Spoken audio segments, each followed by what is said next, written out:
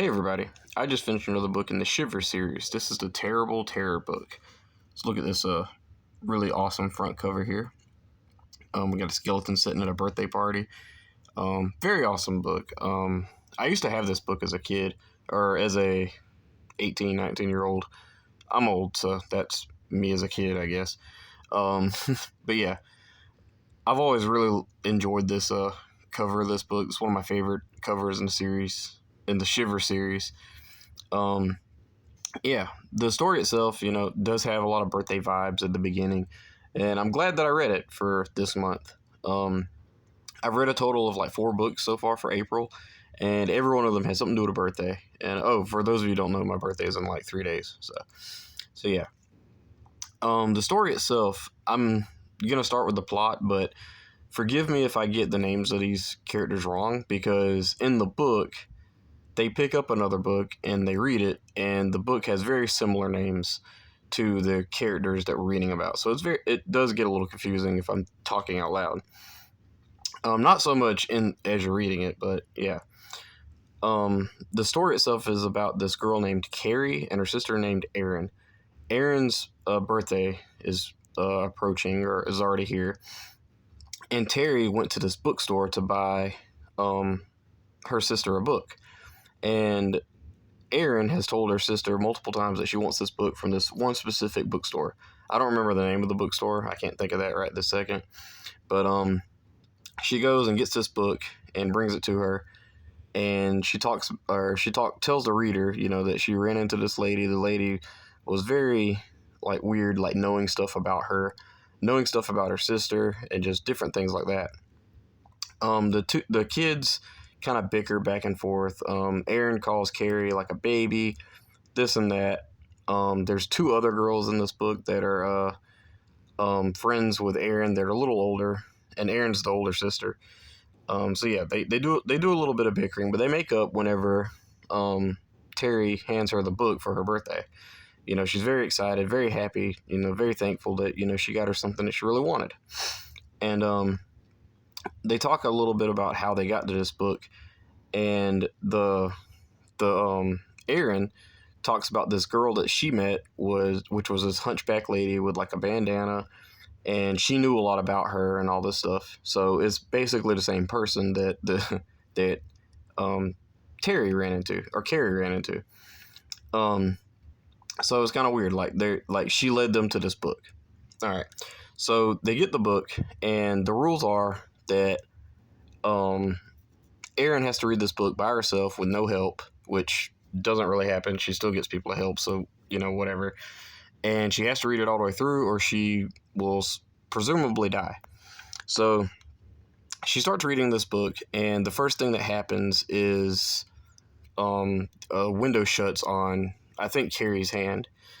She runs in there, and she tells her, this is happening in this book, blah, blah, blah. They look at the book, and the next thing that happens is their mom falls off of a ladder.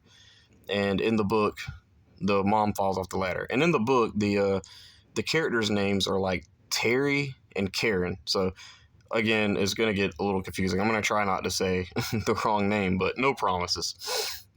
So long story short, they decide something's up with this book. They need to figure out what's going on. So they want to go to the old bookstore and get some answers. So they take off, go to this bookstore, and nobody's there. The bookstore's closed down. Looks like it's been closed down for years. And the door flies open. So they go inside. They go into this basement. And I'm not going to spoil what happens, but this scene was really, really good. It was really creepy. I thought about it like I was going to my friend's house for a party, and I was driving, and I thought about that scene like the whole day. And I was like, that was really, really cool. It has something to do with a ghost, possibly, but I'm not going to say. Just read it for yourself. This book is kind of hard to find, but I think if you want to, you should track it down.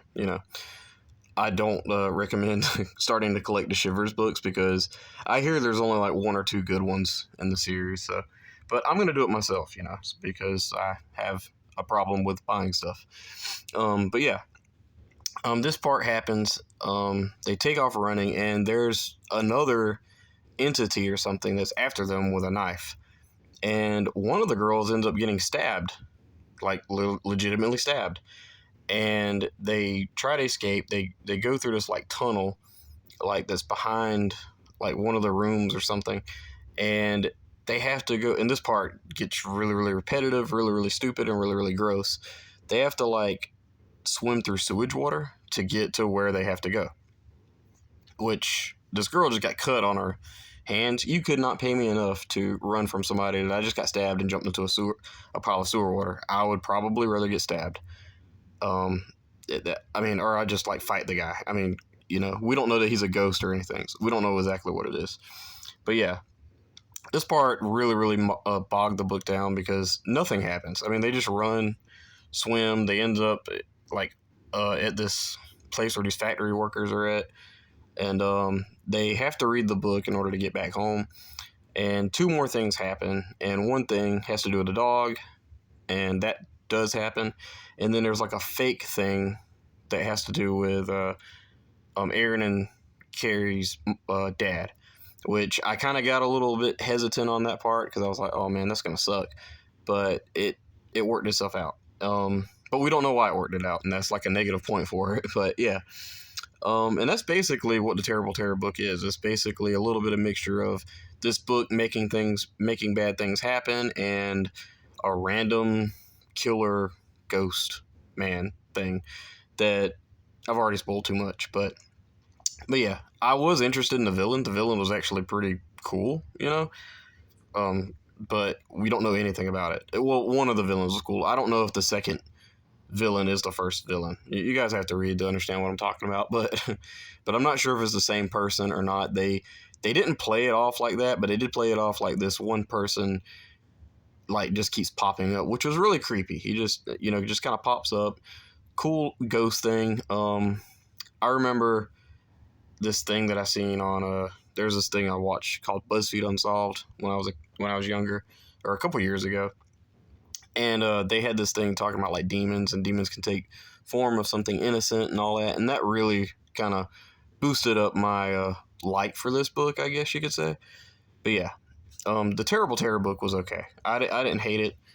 I thought it was okay. Very mediocre, nothing crazy. The person that I bought this book from he told me this was one of his favorites, and The Forgotten Farmhouse was one of his favorites. I did not like The Forgotten Farmhouse, but I like this one for Shivers book. But yeah, the Terrible Terror book, I give it a 3 out of 5 stars. I didn't think it was anything great, anything amazing.